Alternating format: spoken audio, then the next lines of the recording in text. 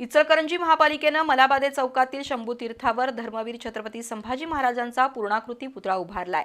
या शंभू तीर्थाचा लोकार्पण सोहळा आणि महापालिकेच्या विविध विकास कामांचं भूमिपूजन 15 डिसेंबर रोजी मुख्यमंत्री देवेंद्र फडणवीस यांच्या हस्ते होणार आहे। त्याची जय्यत तयारी करण्यात आली आहे।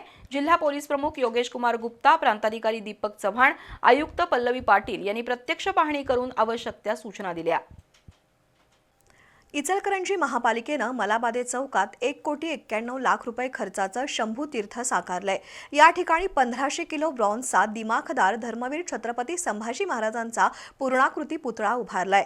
सोमवारी 15 डिसेंबरला या शंभू तीर्थाचा लोकार्पण सोहळा मुख्यमंत्री देवेंद्र फडणवीस आणि शिवप्रतिष्ठान हिंदुस्थानचे संभाजी भिडे यांच्यासह मान्यवरांच्या हस्ते होणार आहे।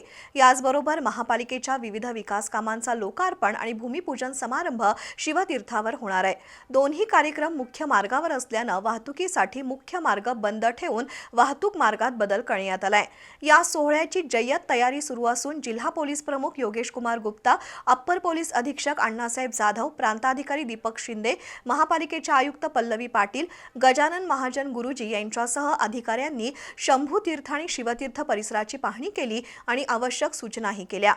दरम्यान या सोहळ्याला होणारी गर्दी गृहीत धरून 5 ठिकाणी वाहन पार्किंगची सोय करण्यात आली आहे।